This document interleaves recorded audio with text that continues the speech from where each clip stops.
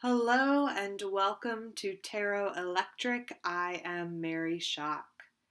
I have a tarot card for everyone listening today.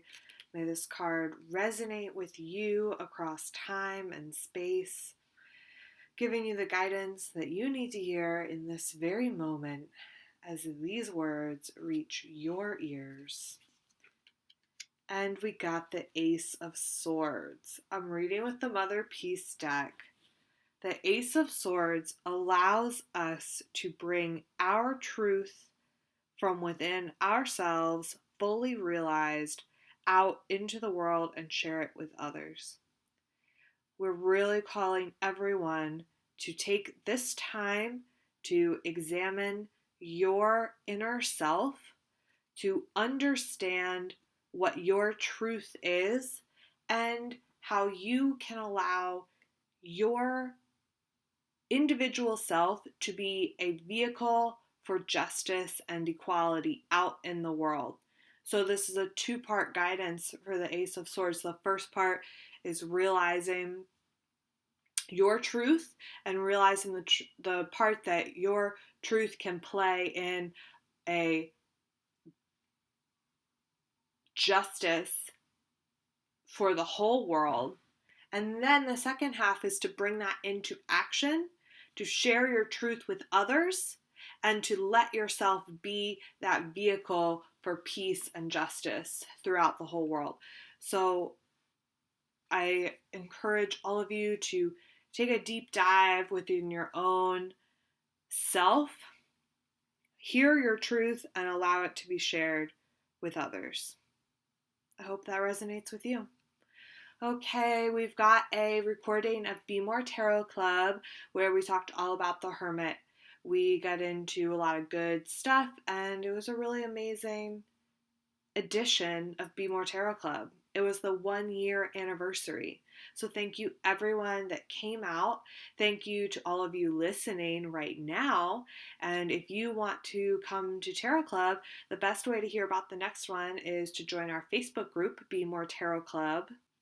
Or you can sign up for my newsletter from my website, maryshock.com.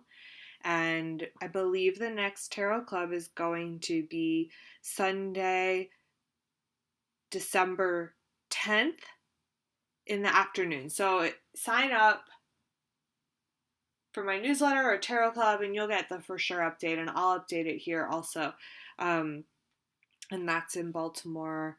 We're going to talk about the Wheel of Fortune. Couple other little updates. This Sunday, November 12th, is Tarot and Cocktails at Golden West. Starts at 9, get there early. And then we've got our very first edition of BMore Astrology Club happening November 19th. That is from 7 to 8:30 p.m. at Meta Wellness Center in 720 West 36th Street, Baltimore, Maryland. It's going to be super fun. If you're coming, let me know. Send me an email or a Facebook message. Join our Facebook group, BMore Astrology Club, because we'll print out your birth chart for you so that we can all learn together. So that's going to be really fun. I also updated the Patreon page with November tarot scopes, so be sure to sign up to become a patron on Patreon and you'll get exclusive tarot goodies from me and you'll help support Tarot Electric and BMore Tarot Club and everything else that I'm doing. So for just $1 a month, you could get the tarot scopes, and that's like the minimum. Gosh, I just really appreciate every one of you. Thank you so much for listening. You can find Tarot Electric on iTunes where you can subscribe, rate, review, and you can find Tarot Electric on Stitcher also and SoundCloud, and share with a friend and let me know if you have any questions or thoughts or ideas. I'd love to hear from you, and just sending you guys all of my love. Enjoy the show. We're going to talk about the Hermit. I'm so excited.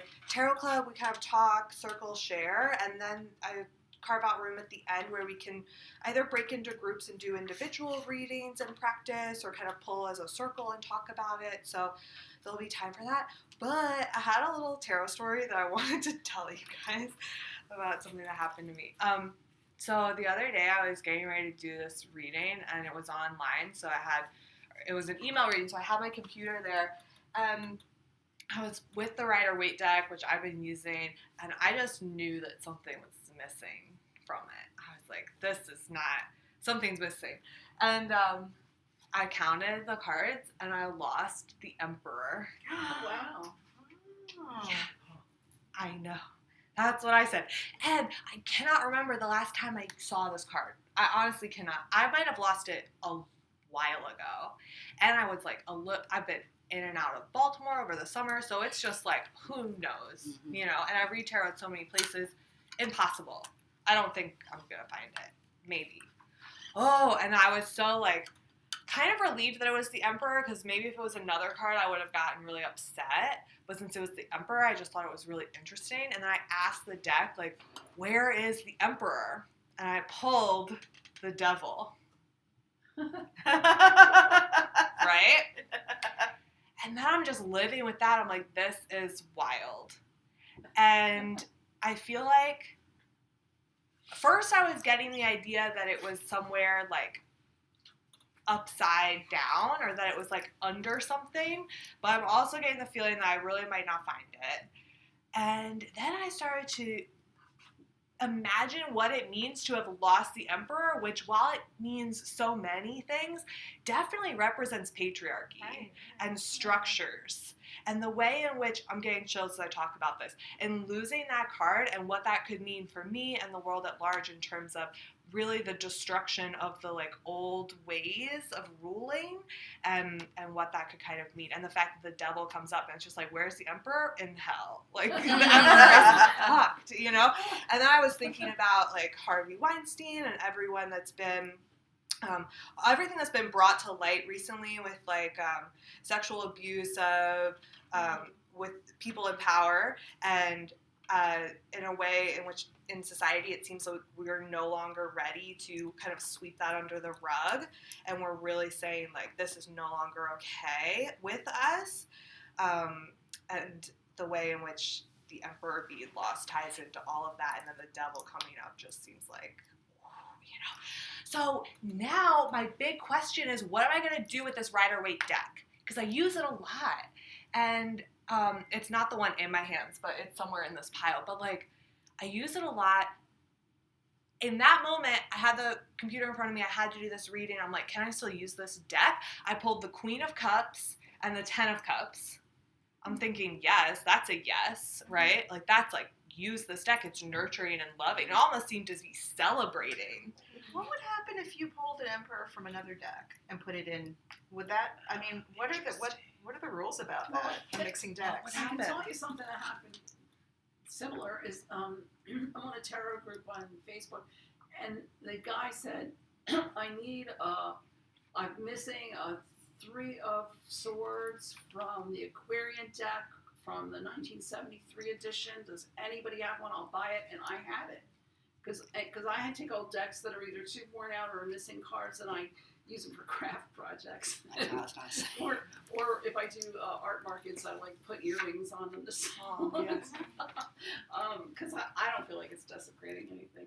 But and I sent it to him. I didn't even charge him for it. I just sent it to him. So you can do that. Interesting. You know, like what edition it is and stuff. Yeah. You might find somebody that has it. I might have it. I have a couple of old Rider-Waite decks that are incomplete. Yeah. I mean, it's the newest one. I got it like not too long ago. Yeah. So what I could do is like maybe get one from someone, or just buy another deck and just pop the Emperor in. Yeah. That could happen. But I'm kind of wondering if I even need it. And I'm really toying around. I guess I have to ask the deck a little bit more, but I'm really toying around with the idea of just keeping this deck. Maybe I get a whole other Rider-Waite that has the Emperor.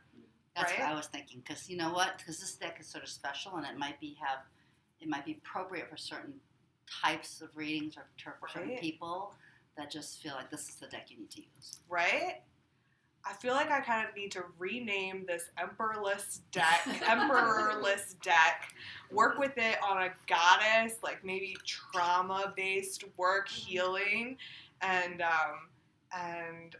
I don't know, but I just thought it was such a wild thing, and I wanted to share it with you all, and I'll update you guys, you know, and let you know, like, what what I decide and what I talk with the deck about. But I thought that was crazy. Has anyone else lost a card in the deck? When you started, I thought you meant your Hodorowski Marseille deck. Oh yeah. And I've lost 2 cards in mine when I was in Florida. So I kept it in case you lost a card from yours. Oh, that's so nice. Oh. But it would have been cool if you lost that Emperor instead of the other. That would have been meant to be. Yeah. The thing is then, and the whole reason why it, like, especially rung true with me with the kind of way that, like, people in power who are becoming unveiled of their abuse and then falling is because the whole reason that I put the Hodorowski deck down is because I was, like, feeling all these feelings about Hodorowski and his rape accusations. And, like, that's a whole thing. I don't know if we want to get into it right now, but I was, like, upset with this deck, you know, and I was just like, this is hurtful to me.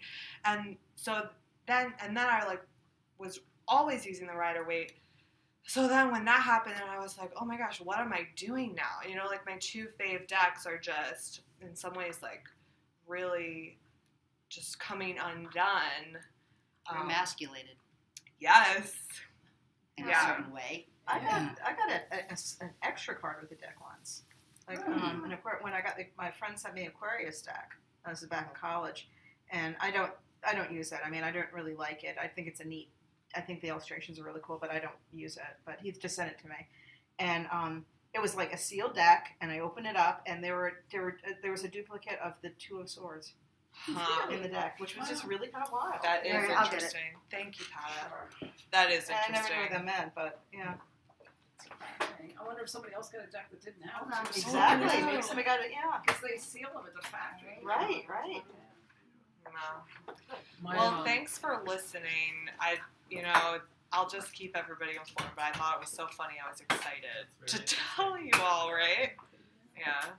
Maybe you'll find him someday. He'll just pop up in some weird place. Yeah. And you'll have some kind of revelation. Maybe. I Maybe wouldn't not. be surprised if I did find it. I wouldn't be surprised if I didn't. You know, it's just really, like, interesting. I don't even know. Hey, Jonah. Hey. Thanks for coming. Yeah, thanks for having me. We You just, talking about your missing emperor? yeah. Cool. So you kind of came with, like, perfect timing. So I Great. feel like we wrapped that up. Everybody, this is Jonah. Hey. Do you want to say hi? Hey, I'm Jonah. Nice to meet everybody. Hi. You know, do your thing. Like, make yourself at home.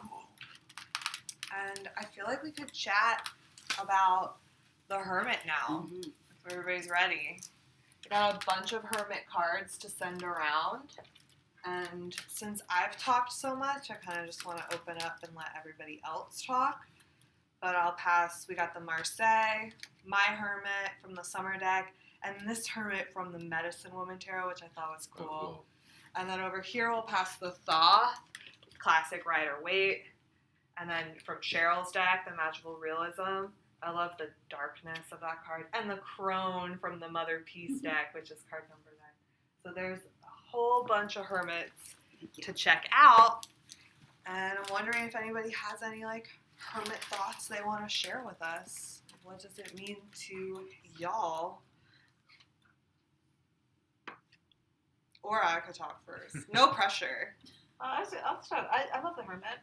Well, I was, this was the card that kind of made me interested in tarot to begin with, because remember the Zeppelin 4? Right. Yes. Oh, yeah. Yeah, so I think a lot of people, this is like the image that their introduction to tarot True. is seeing this on Zeppelin 4, and then they're like, oh, I know this one.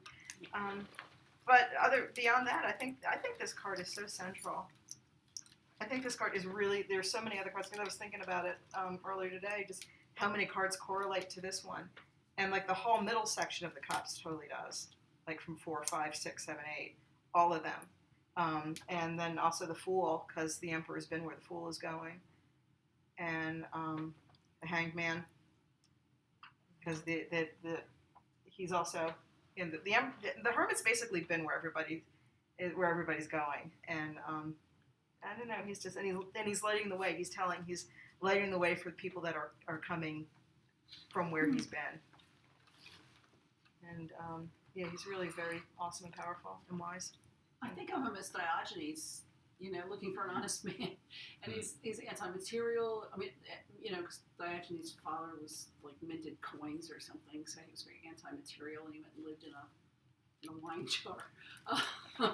But I think of the hermit that way as like getting away from the material world and going into the spirit world and just looking for his own truth.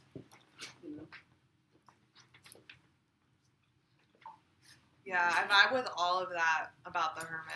And I think, like, it is interesting in the Rider-Waite to see the Fool, card 0, like, starting if Tarot is the Fool's journey and the Fool's starting it, then the Fool's, like, you see the mountains in the distance. And if the Hermit, like, has been everywhere, the Hermit's, like, reached that height, Right. like, is at the mountain.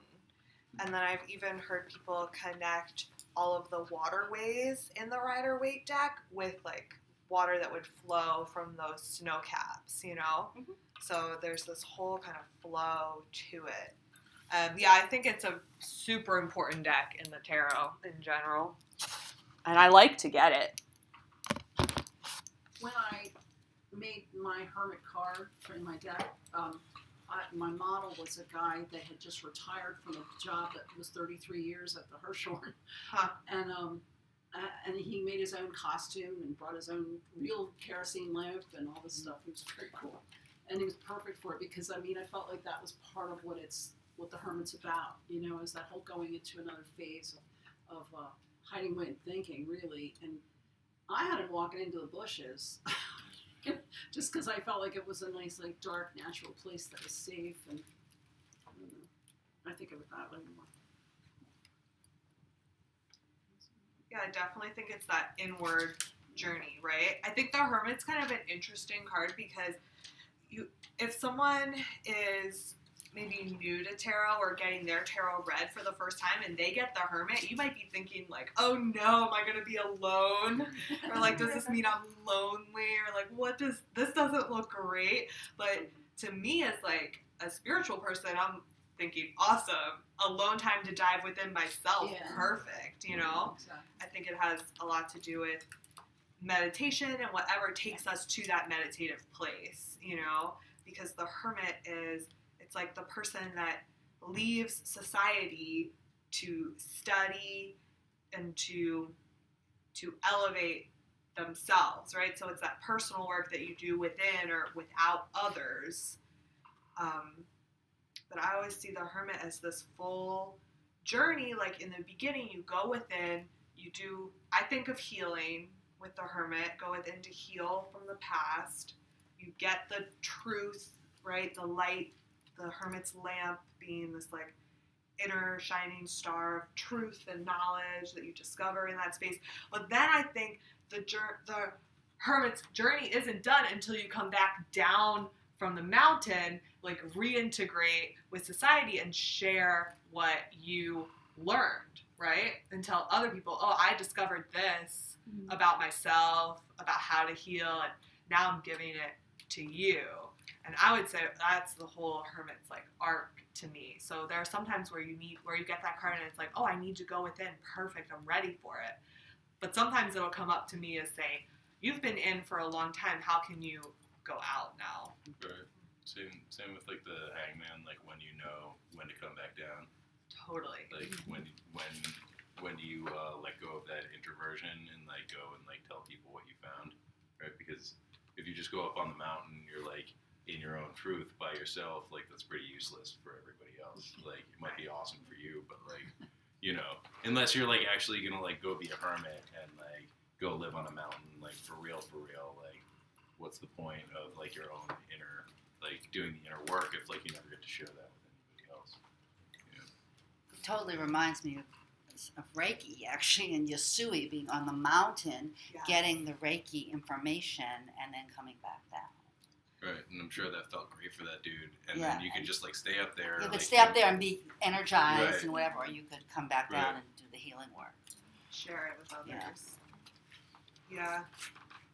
It's also funny to, like, think of him in relation to the Fool, right? Where the Fool's all, like, open and, like, I'm gonna go experience, like, whatever, everything's super cool. Right. And then, like, you get to the Hermit who's, like, older, wiser, more wizened, like, isn't going to experience everything, is going to experience like what he shines the lantern on, right? Like a small piece of the puzzle. Mary, Yeah. this is not the Hermit. This is you. Why are you in with the Oh, Hermit? that's the Hierophant in our soft deck. I must have chosen that one. But it's interesting though Maybe because because it's we her said card. Because we were talking Because it's about her. it. It's her card. But it's so Yeah. interesting that She's hanging out with the Hermit. you're hanging out with the Hermit. It's got to be. That is interesting. And I mean, the Hierophant, they do kind of touch on each other in weird ways, because if the Hierophant is like the high priest of the tarot or the spiritual teacher, the Hierophant is really like the person getting divine knowledge and sharing it with everyone. Like that's like what a priest might do, or a leader in the community. But like, and I see that person as having a certain connection to the divine, and so does the Hermit. But the Hermit, it's like all for yourself, really, in that moment. I don't know anything about this, but it feels like the Hermit's earth. That's what I was just And- going to say. Yeah. The Hierophant is air. Yeah. I mean, that's how. Totally Oh. with you. I mean, Yeah. I vibe Yeah. on that. I don't know. That's. I don't know.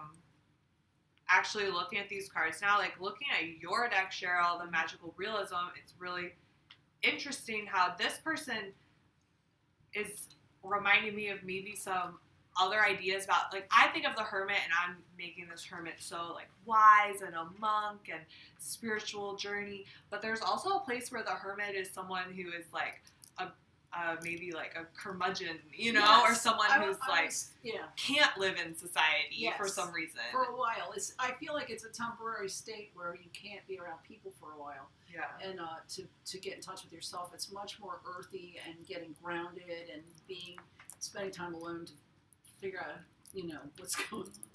Totally. And I thought your Hermit that I just saw reminded me of Papa Legba. I could see that. Yeah, Yeah.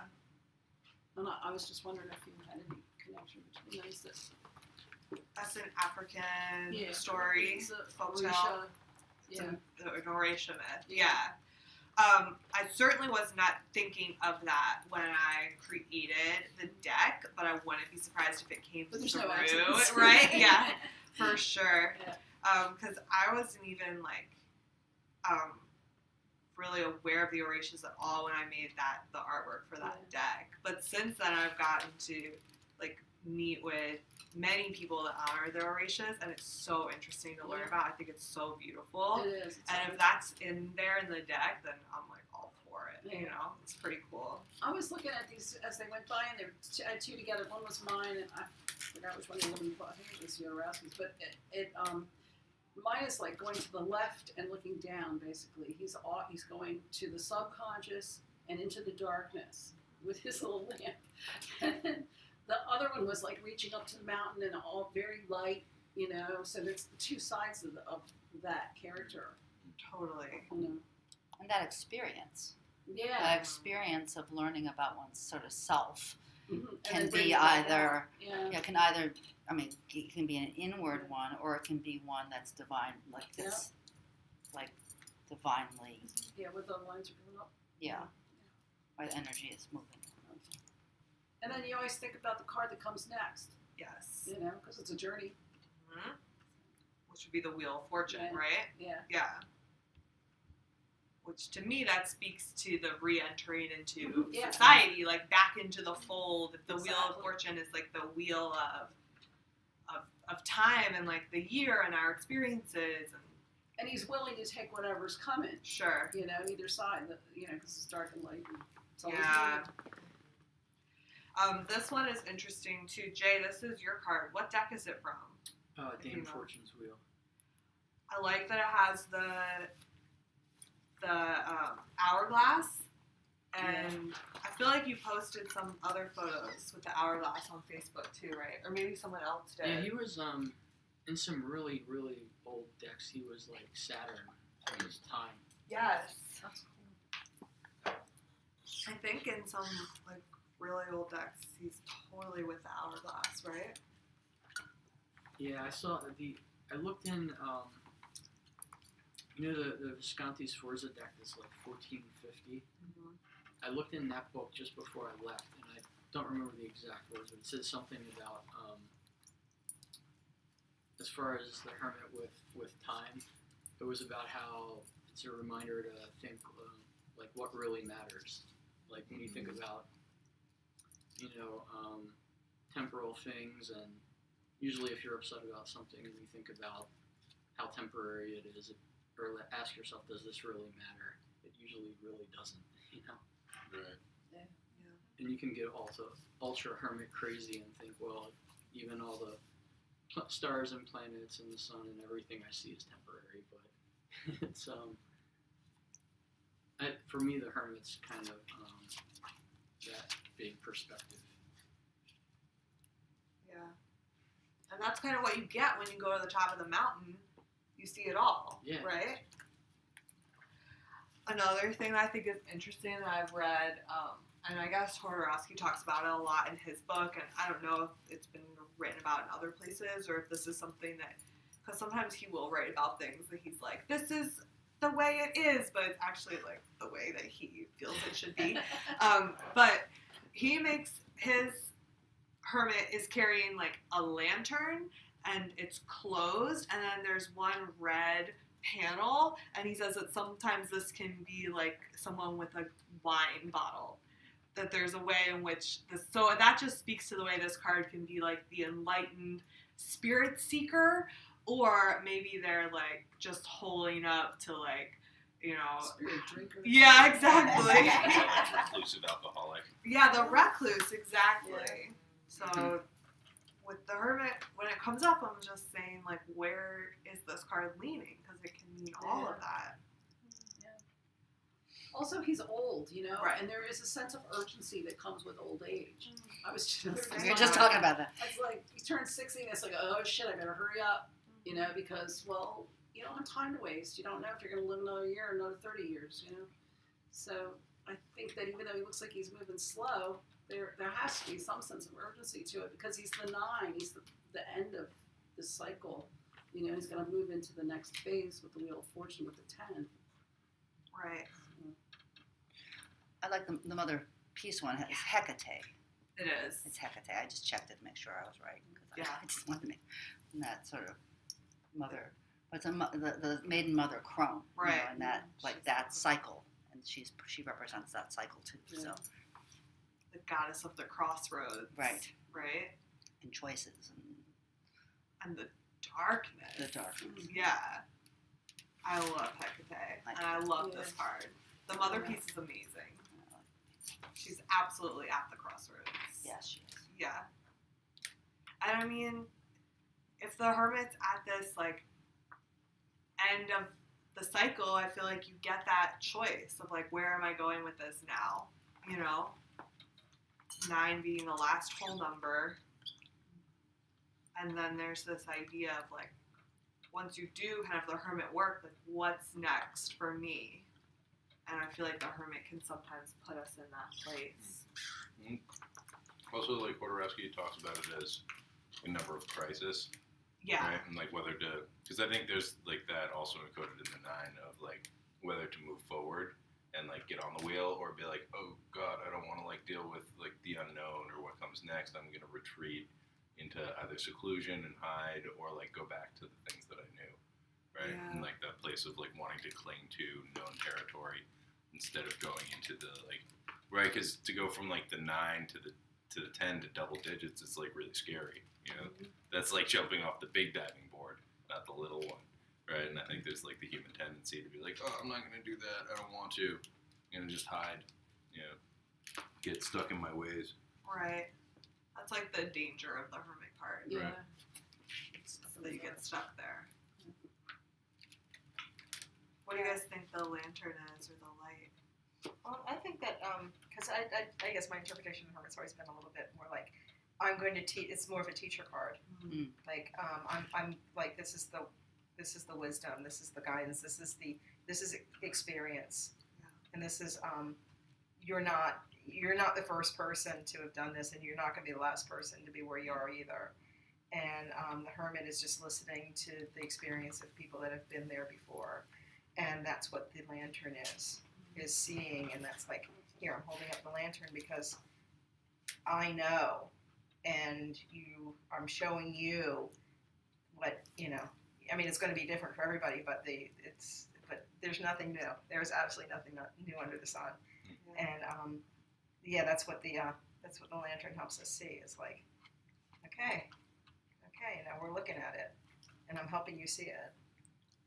I love that. Yeah. It's just such a wise card. It's really, whenever I get the Hermit, I'm just always so happy because it does remind me that, okay, people, you're going to get through this because, people have been through this. This is not, this is a unique situation to you, but nobody else. This is the human condition.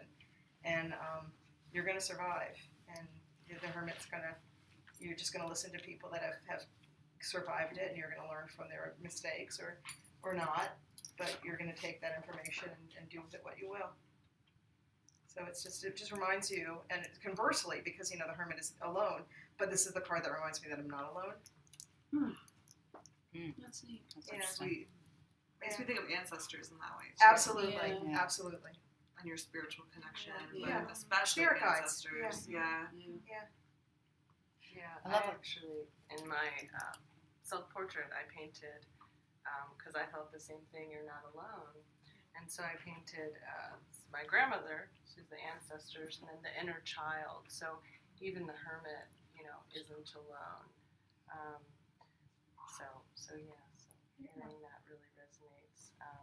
But the lantern, I also think maybe connected to the star, or how we go inward, we kind of learn, and then we can come out kind of with that confidence of sharing, or even the sun. And looking at this, I never thought about it, but there's it almost looks like a sun on the inside. I'm looking for the star card. I think it's the same shape as the star card too. I think It's it a is, 6-pointed right? star. Yeah. Yeah.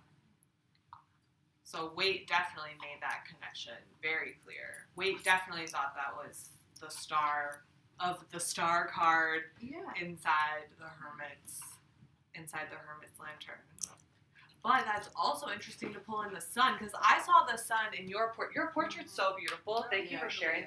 No, I was going to look here, because that is giving me sun vibes, and I don't know if that was intentional or not, but that's just what I was feeling with it. And I always think of the sun when I think of the Hermit, because the sun is card number 19 and the Hermit's card number 9. And for me, they're connected.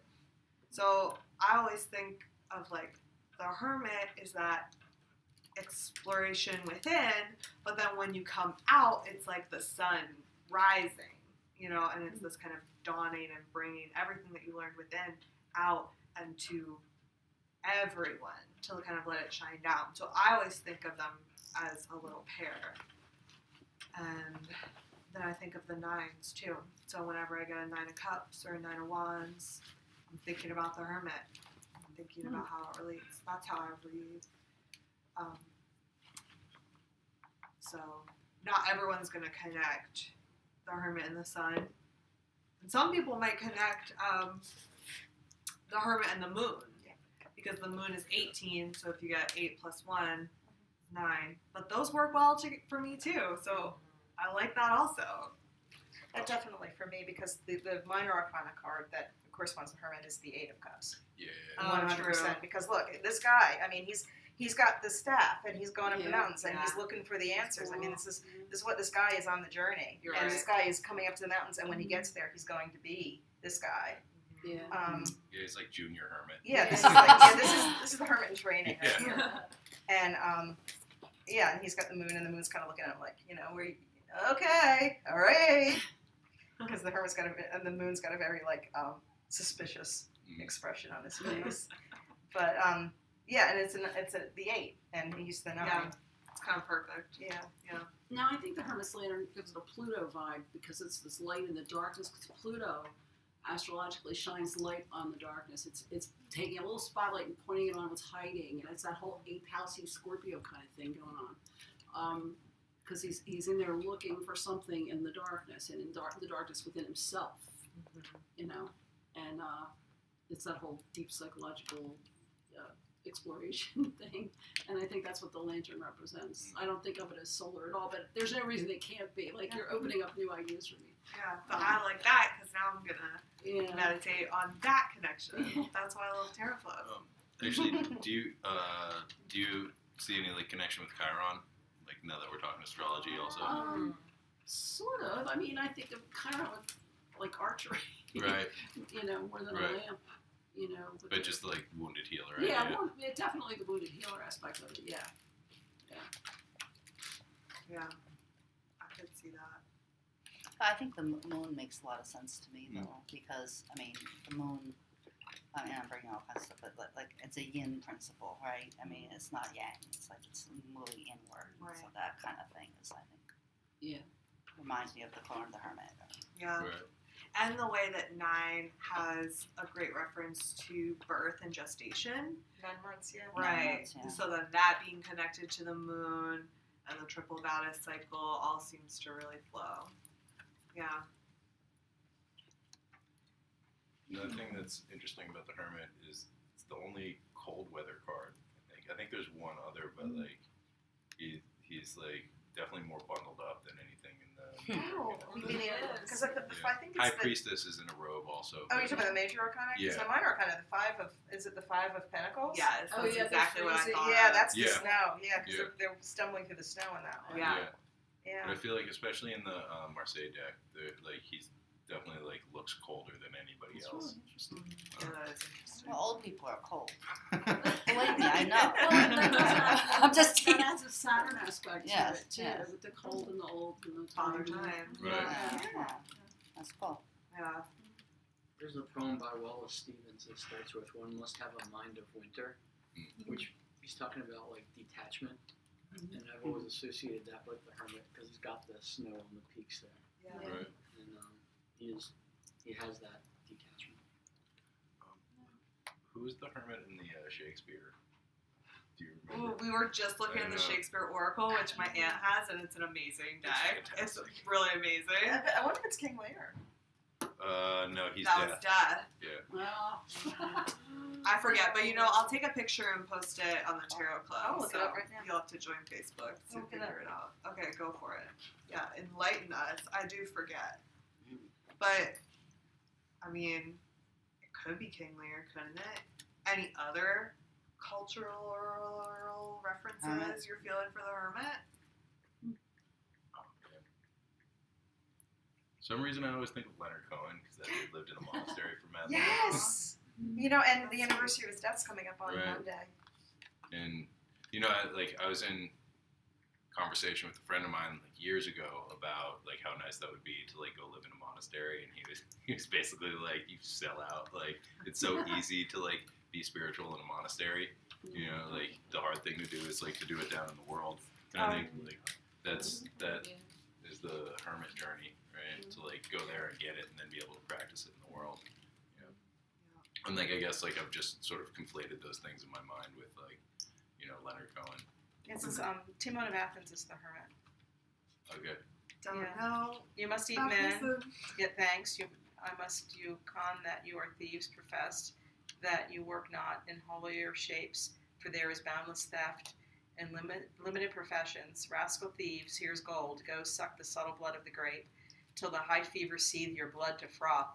And so scape hanging, trust not the physician. His antidotes are poison, and he slays more than you rob. Take wealth and lives together. Do villainy, do, since you protest to do it like workmen. Oh, it goes on and on and on. That's interesting. his Timon in Athens. Cool. Kind of a recluse style for the Hermit, huh? Yeah. Oh my God. I was just on Friday. I was at a party, like a listening party, where it's a Leonard Cohen theme, and we were all bringing our favorite Cohen songs. We're talking about it because his death is coming up, and he was just so amazingly significant to me and so many other people. And the song that I'm thinking of right now is Teachers. Right. Yeah. I love that connection you made with. I never thought of that him being a teacher, or Hermit being a teacher, because it's my life card, and I was chosen to be a teacher. Oh, yeah. I mean, it is very personal. I mean, I've taught everything I've ever loved to do. I feel like we really shed some light on an important card in tarot, and I just kind of want to open it up to make sure that everyone gets and shares exactly what they want to share. Everybody feels good? Oh, I'm so good. Okay. All right, then I'm going to stop the recording, but we can also kind of say goodbye to the podcast listeners. Podcast listeners, Matthew.